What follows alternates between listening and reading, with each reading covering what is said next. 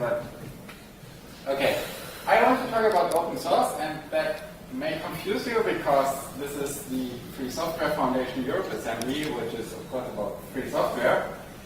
But it doesn't matter so much because, okay, let's go back what these terms mean.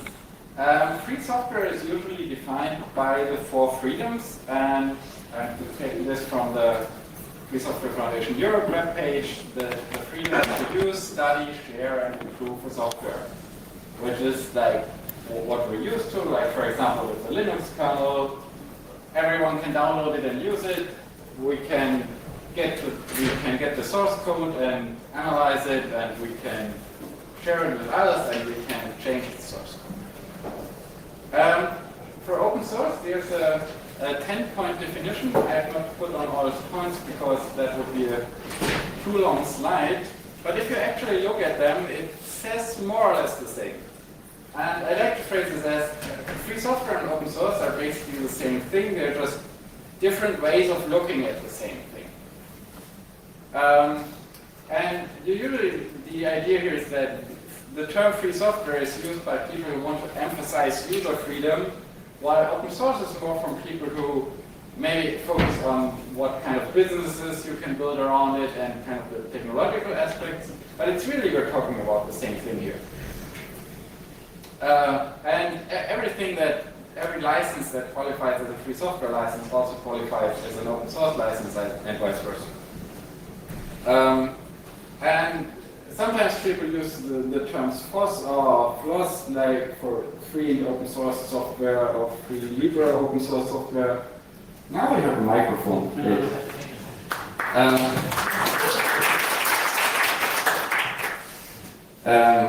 Yeah. So I often like to use those because it's kind of inclusive. You're saying like it's this one big thing. We're using different terms, but it doesn't really matter.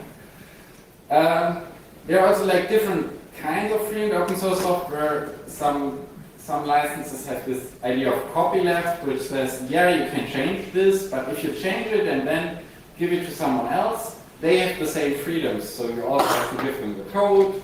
And there are other licenses that don't require this, so you can take this code and then make a proprietary product out of it where you don't have to give away the code. And there are also licenses that don't require you to do anything, not even mentioning where you got it from, like for example the CC0. And of course there are things that are not open source or free software. For example, if you provide code, but you're not allowed to change the code, that's neither free software nor open source. That's just, I mean, maybe it's some form of open code, but it's not what we're talking about here. And also software that is not allowed to be used for certain things. For example, you say you don't like someone and this person is not allowed to use it, or you say it's not allowed to use it to do certain things. And this is also kind of obvious, but these days free and open software is extremely successful. And when I made this slide, I kind of realized how big of an impact this is, and also in how many different areas it is successful. Like if you look at these logos, I mean, you probably don't recognize all of them, but we have things like operating systems, we have messengers, video players, programming languages, basic libraries, browsers, web servers, all kinds of things where free and open source software is extremely successful. And of course, free and open source software has advantages for the user. No one can tell you what you're allowed to do with this software. If you have the technological background to be able to do it, you are allowed to change it and adapt it to your needs. And if you're not, then you maybe could pay someone else to adapt it for you.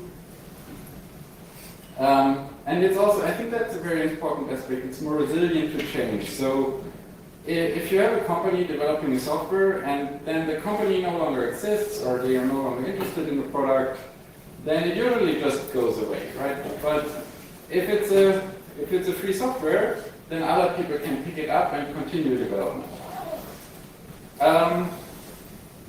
And also and there I'm getting closer to the issue I mostly want to talk about today. if you use a service that's based on a free software, or you buy support from someone, then you may have the opportunity to go to someone else. You're not restricted to the company who made the software, but other people can offer the same service or similar service based on that software. Free and open source software can also have advantages for the people who develop it. And one of them, and I think this is extremely important, it has a good reputation. Saying something's open source, that just sounds good. A lot of people like that. You may have contributions from the community, which can be new features, but also sometimes just bug reports that help you to find bugs in your software. And also some people will just not avoid using your software if it's not free. For example, I try to use as much free software as I can, and in many cases, if I have the choice between a free product and a non-free product, even if it doesn't cost money, but if I don't have access to the code, I will choose the free. And also, some distribution channels for software don't accept software that is not free and open source software. For example, Debian Linux, they're saying in their distribution, all the packages are under the Debian free software guidelines. So if you have something that is not under a free license, then it cannot be part of the main Debian distribution. But from a developer perspective, there are also things you cannot do. So you cannot control what the people do with your software, and you cannot control who uses your software. And you can sell a software, but once you sold it, you cannot usually not stop people from getting it for free, because the person who sold it to can copy it to others and can put it on the internet. That's explicitly allowed because that's part of the idea. You can sell support for your software, but you cannot stopping others from also selling support for your software, and they may even sell better support for your software. And you can sell services based on your software, but you cannot stop others from doing the same. And sometimes there are people who want to have the good reputation of free software, of open source, but they don't want to accept these things that they cannot do with it. And what shall they do? They can lie. They can say it's open source, although it's not.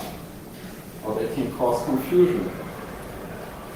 And that's where I'm getting to the topic of today. We have to talk about this cloud. So I think, yes, everyone knows that cloud computing is big these days. Companies like AWS or Azure or Google Cloud, they are very successful, very big. A lot of people use their services. And obviously, these cloud providers also provide services based on free and open source software. So here are screenshots, and you can see not everything here is open source software, but on the left you can see AWS. You can install a WordPress image or Debian. And yeah, all these cloud providers provide many services that are based on open source software on free software.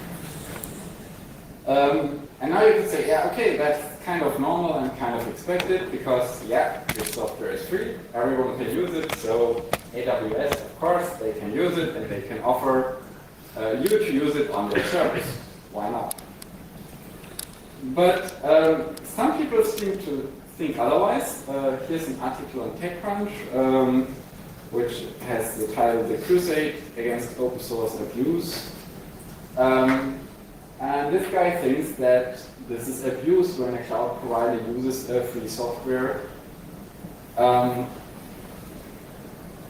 And lately we had some instances where companies were changing their licenses to protect them from this abuse from cloud providers. The first thing that came up was the so-called commons clause, which is an extension to other licenses. So you have a license, I don't know, Apache 2 was a typical example, and then you add this additional clause. And this is relatively short. Without limiting other conditions in the license, the grant of rights under the license will not include the license does not grant you the right to sell the software. So you're restricted in what you can do with this, and they expand a bit on it. And basically, what they're trying to say is AWS and Google and all these cloud providers should not sell services with our software. And this kind of became big when Redis announced that they will adopt this commons clause. Their first announcement was a bit unclear, so people thought Redis would use that new license condition, which was not the case, but I was not so sorry for them because it was kind of their own fault that their communication was very confusing. Redis itself, at least they say, will stay under BSD license, but they're using some modules they relicensed under this new license. Then there was this new license called server-side public list. Question? What is Redis?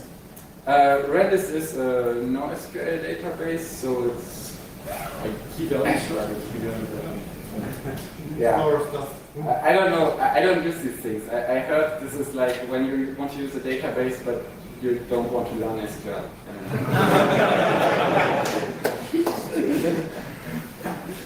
But a lot of people use it. Yeah, the next example was MongoDB. They used something called the server-side public license. And this was a bit more interesting. So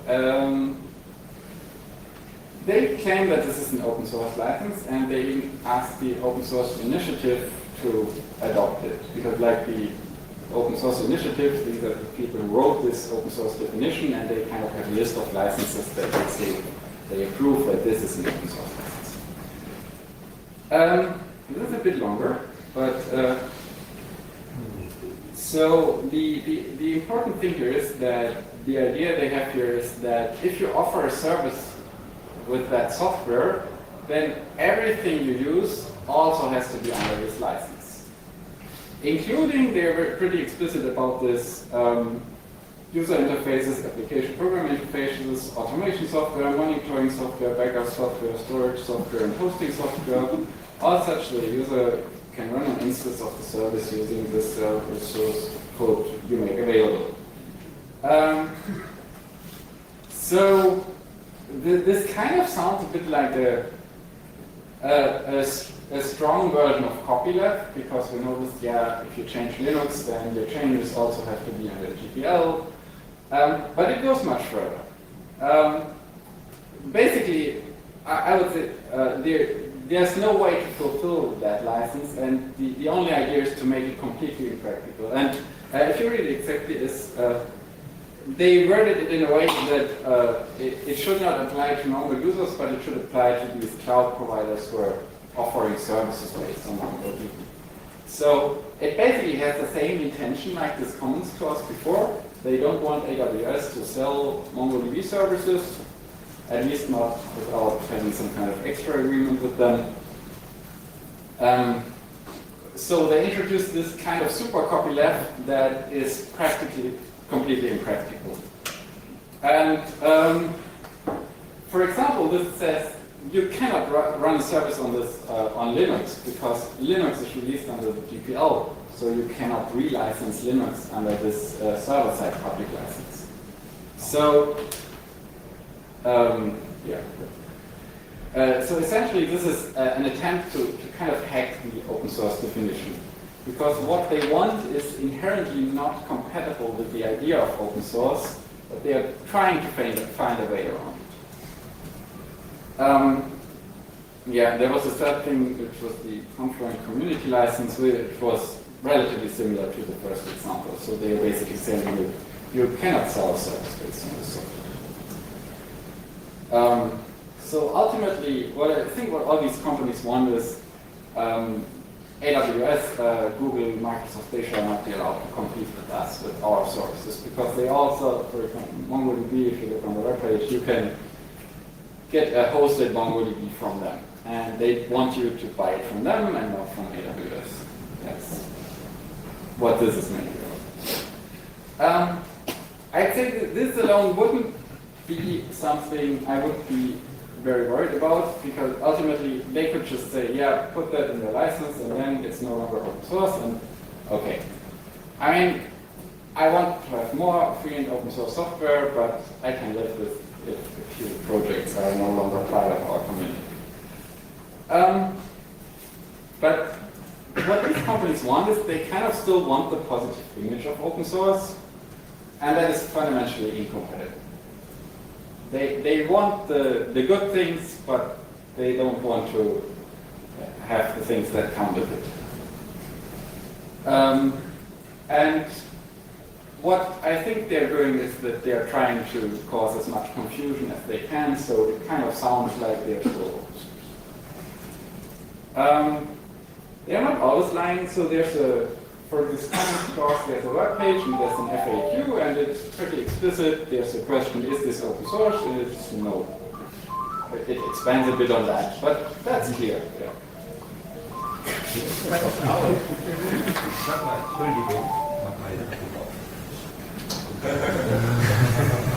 Yeah. This is one of the Redis modules under this commons clause, and it says Redis search is an open source full text and whatever it is. That's a lie. Plain. Why? Why is it a lie? Open source. Because it's not open source, the license under which they publish it. It's not OSI open source? No, I mean it's this license where they say in their FAQ, is this open source? No. Wait, but this exactly is they don't use the commons clause, they use the SSPL. No, Redis uses the commons clause. Oh, Yeah. Then this is from the blog post where they introduced this, initiated by a coalition of infrastructure companies to protect their rights. Commons clause is a condition added to existing open source software to create a new and combined software license. Now this is what I would call confusion, because they say, okay, it's added to an existing open source license, so it kind of sounds like, yeah, we have open source, and then we add something to it that kind of sounds like it's really open source. It's not explicitly wrong, but I would say this is confusing. And then they say the combined license maintains all conditions of the underlying open source license, but limits commercial sale of the software. I'd say this doesn't make any sense. This is kind of contradicting in itself. There's an organization called FOSSA, which is kind of their work behind all this. So they were kind of collaborating with these companies to do these license changes. Their motto is modern open source management. I mean, you probably wouldn't think that modern open source management is a way of saying we help open source software to be no longer open source.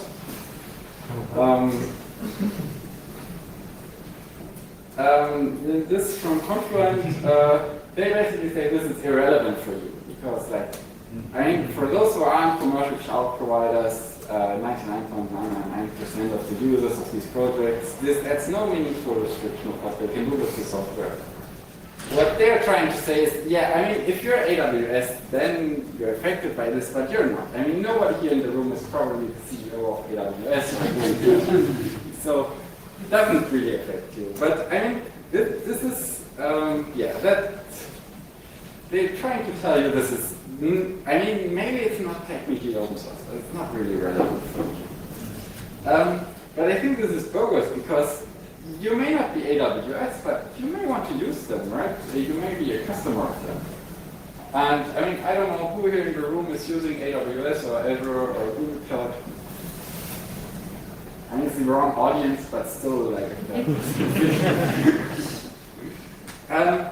And even if you run the software yourself right now, you still may want to say, okay, but I want to keep my options open. Like, I don't know, maybe I run it now on my own server, but maybe next year I want to go to some provider that offers this. So I think this is relevant if you use that software, not just if you're the CEO of AWS. So this isn't a kind of minor issue. I think this really goes to the core of what free and open source software is supposed to be. But then you have this, I mean, where they're trying to gain sympathy, where they're saying, yeah, this is really, but we need to fund development of free and open source software. And I mean, I think that it's definitely a legitimate issue, right? I mean, we have a lot of problems that these projects are underfunded, that you suddenly find out, oh, there's this super important library, everyone's using it, and it's programmed by one guy who never saw $1 for it. That's not nice. But I really think this is, I'm not sure if this is what we're talking about here. This is the stock from MongoDB. So they went to the stock market. I found it because, like, I wrote an article about this license change from MongoDB, and I wanted to look what other media was writing about it. So I went to Google News and typed in MongoDB, and I was surprised that a lot of financial market web pages showed up. I mean, what an interesting stock option MongoDB is. So their stock kind of doubled within a year. Redis Labs, they are not on the stock market, but they got like $44 million from Goldman Sachs. So I'm wondering, is this about developer funding or is this about investor expectations? So I'm not sure we're like having the right debate here. And then I found this, which I found very confusing. MongoDB management said customers were interested in utilizing features across all of the large multiple cloud providers. That was what they were trying to prevent with their license. In addition to preventing customer management, explained that many customers wanted to take advantage of the different unique features each large cloud company provides. In that respect, MongoDB's cloud-neutral positioning continues to be an advantage, even as it competes with the very same cloud companies that have their own database offerings. So I don't know, were they just saying that the advantage of their database is what they're just trying to prevent with their license change? I don't know. Is there a threat to open source? Because this TechCrunch article at the beginning had this subline, cloud infrastructure providers threaten the viability of open source. I think open source is doing really fine. I don't think there's a threat. Maybe there's a threat to those companies' business models. There's this thing with evil big cloud, because, I mean,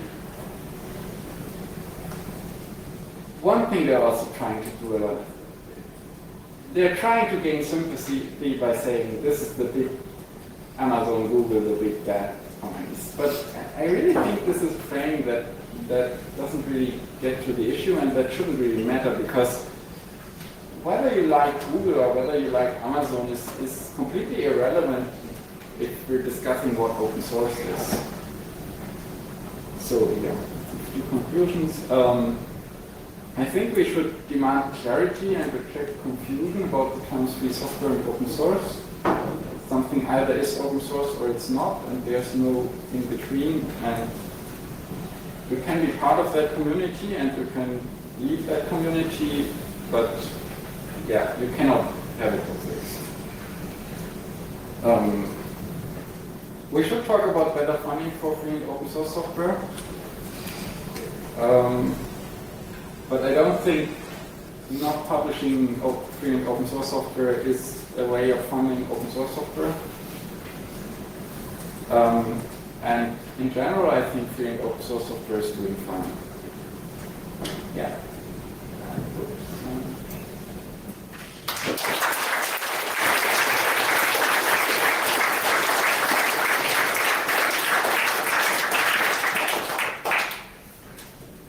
Questions or comment on what? I just started. Okay, thanks for the talk. What I'm always wondering is why and how are those companies even allowed to change their license legally? I mean, it's not their software anymore. Yeah. Just so there's two ways. Like, one is it may be software they just developed on their own without any external contributions. Or often they have contribution agreements where you're basically saying if you send a patch, then you have to sign something that you allow, that you give them all the rights. So that is relatively common, which also sometimes makes sense because sometimes you have a license and then it has some stupid incompatibility with something and you want to change it. So there can be good reasons for that. But you can only do that if you have the full rights to the software. So if you, or I mean, it depends. If it's, I mean, some licenses allow you to change it to proprietary. Right? If you have BSD code, you can make that. But if you have a GPL project with many contributors, then you cannot practically change the license. So what do you think about eGPL and what is it like this? Probably not, but there's like a problem with like a GPL licensed software that cloud providers modify it and don't have distributed those changes.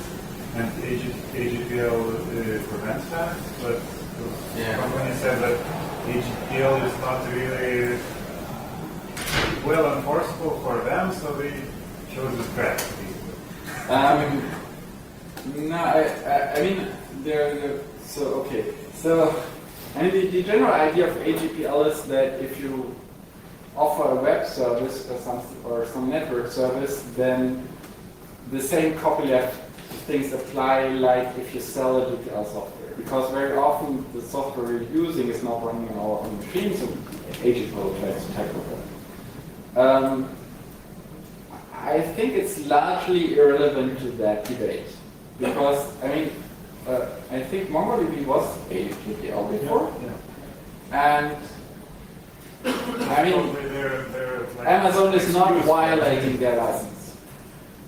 I mean, Amazon is just offering MongoDB completely in line with the AGPL.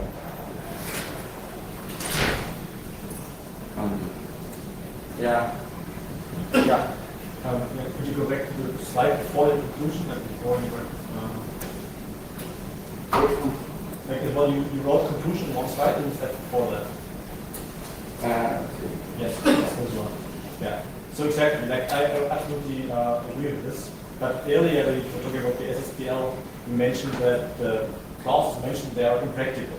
Yeah. Isn't it as irrelevant whether it's impractical or not for the license to be open source?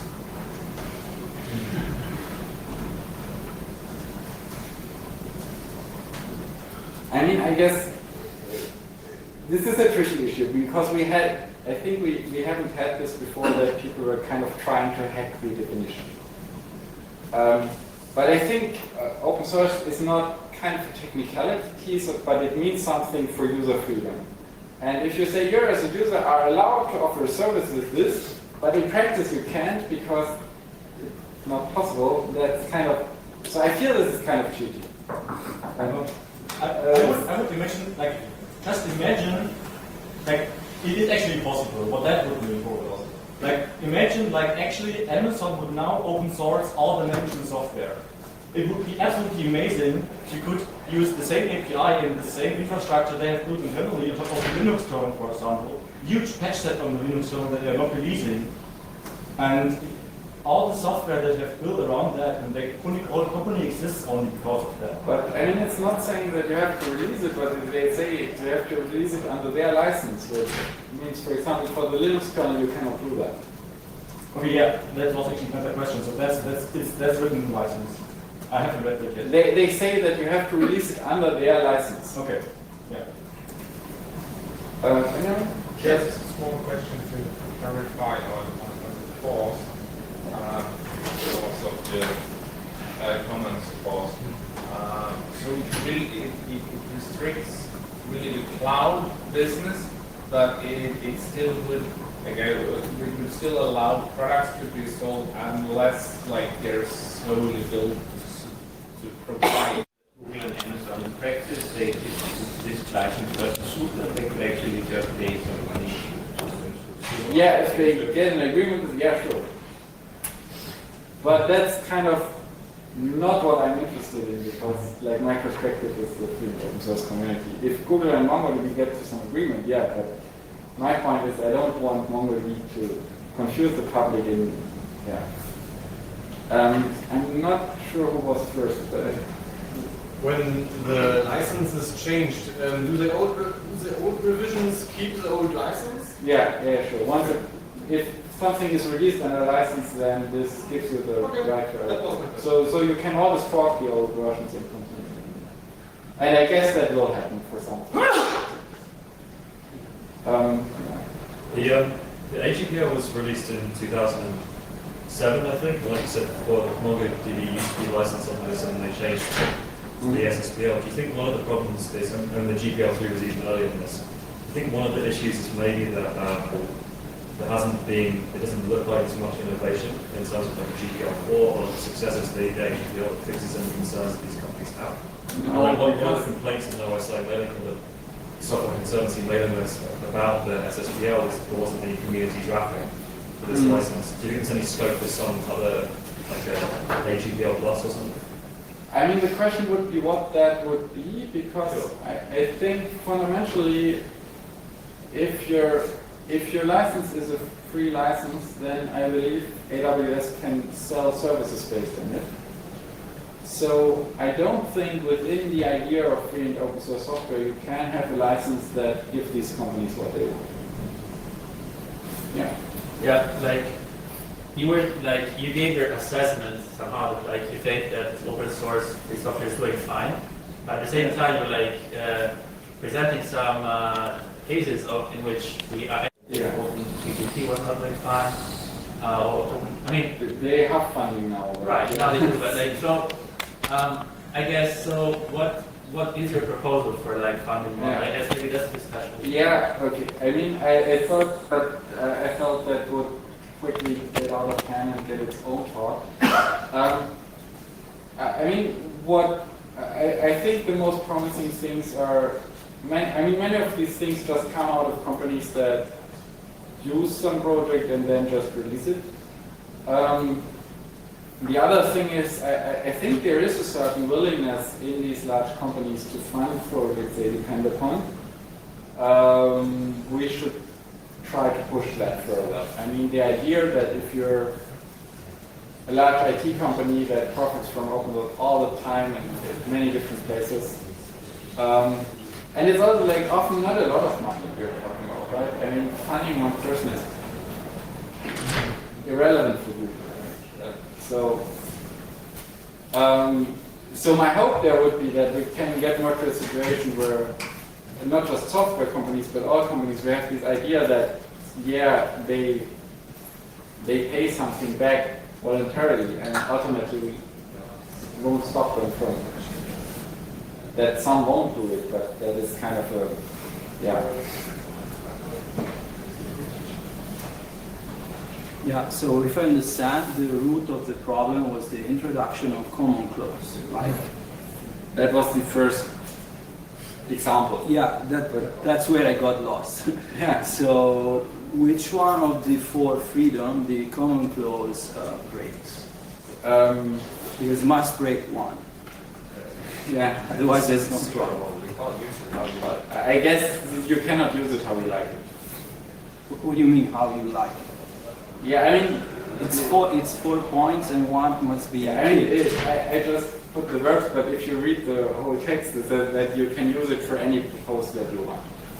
Including commercial. Including commercial and including selling services, including selling data. So that's one use case to offer a hosted MongoDB. I wonder, is this a case of illegal false advertising?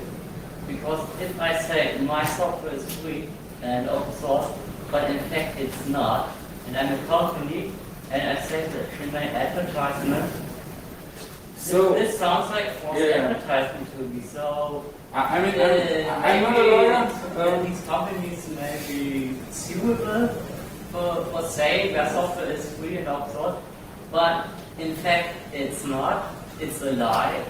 So that's what I'll have to. Yeah, I mean. So maybe we can get these companies by legal. But I mean, probably if you sue them for this, they'll probably just change it. I'm not sure if that gives you that much. No, but it's the point of the talk was companies claim that software is open source, but it's not. This I fully agree. This is a big problem. So this has to stop. But it's also, I mean, I took this as an extreme example, but very often it's that they're using very confusing language. And that's much harder to see, I guess. But I mean, maybe you can. I won't do it, but maybe there are organizations who are interested in that. Yeah. As far as I understand, these two new licenses became needed because suddenly cloud providers make money by providing hosting. My question is, in what way does being a cloud differ from just selling hosting? I guess it's just larger. But you can't write in your license, you can sell hosting unless your name rhymes with Smoogle. Because hosting always was fine, and that's a common thing to do with free software, so I don't understand why suddenly it's evil just because it starts with a C.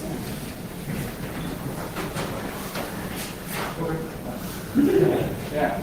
So open source is a trademark term owned by the OSI, and it's not written like that, which I still think is a trademark violation. But the Open Source Initiative could change that any day, and it would still be open source with big O and big S. Whereas free software is slightly different in its licenses that they approve of, but it's also a shitty term. For example, it doesn't necessitate copyleft, which is an interesting addition to it, that it requires redistribution. But what I want to ask is, do we need a term for software that you need to run on open source hardware without any known defects? Because that would be a requirement, but I wouldn't have to do any other reading. It's just like that one. That one's a good one. Please not another term. Yeah. I don't think there's another question for me. Yeah, what? Okay. I think that's. No, I assume that you use copyleft software over free software. Where is it? Personally don't, but I guess we're getting into other discussions. Maybe we can have that later.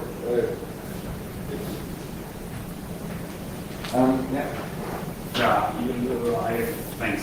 You said like we need some kind of definition and... No, we have a definition. We need to be clear about that definition. Yeah, I mean, maybe some kind of simple with ACID-like test for some kind of licenses, so you can just like go No. checklist. We have kept that all. Like just there's a definition. It's a link, and like here's a checklist. Like we have all that. But I think you're being confusing when you're talking about free software, capital F, capital S, and you're saying it has these 4 freedoms, and you're saying the MIT license is free software, is a free software license, which is not under those under the page you find it.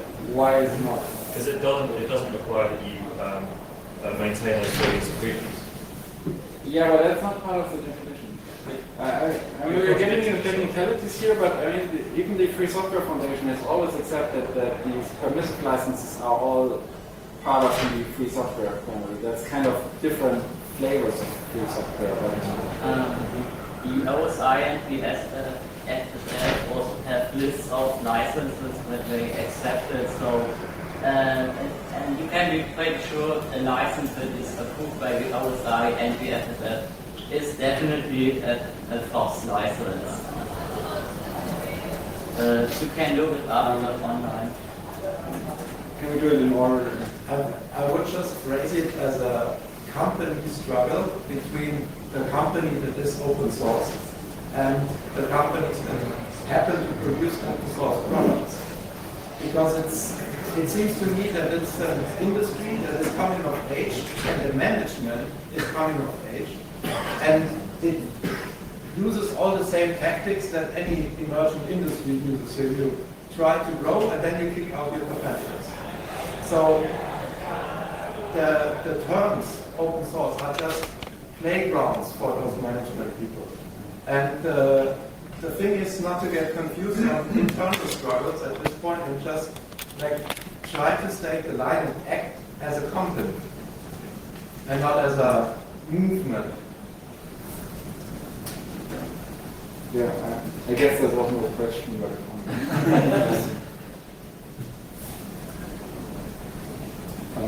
and I don't want to have this forever. If someone who hasn't said anything yet, then I'll. But otherwise, I'll close it. That's okay. Maybe some uncommon opinion, and maybe I'm also playing partly devil's advocate, but in the time of software service, it might be a good idea to have something which is totally not open source software, but has a different name, which is everybody could contribute, and everybody with non-commercial usage could, of course, run it under their own terms. But as soon as you run into commercial usage, you would have to negotiate a different license with the owner of that software, and I think that might be a good idea for a lot of software because it doesn't solve all those problems. It wouldn't be. It has been tried before. It was never very successful. Is that a reason to not try it? If most of the benefits of free and open software are still there. I actually don't think that you get most of the benefits. I think this is a very crucial difference. Like if you start going down that route, I'm pretty convinced that, for example, the Linux kernel would have never been relevant if it had a license like that from the beginning. It did, though. It was GPL 1. I think. And that? Never mind, that was... I'd actually argue that software like Linux kernel and software service, as you see nowadays, behave rather differently. And I totally agree with you that software like Linux kernel or the tools like compiler and a lot of fundamental software that everybody needs to use should still be free software. But I mean, the my question to you would be that, would you really like to distribute to software that is sold to other big companies? Because it's all about community building. I mean, to have reliable open source software, you need a reliable community. And so you need really people who are inspired and want to work and report bugs and distribute things. And if I would never distribute to a software, then I know this is free for private people, but it is sold from this company. Because and I think there's not the next group coming in, yes. so yes, here then.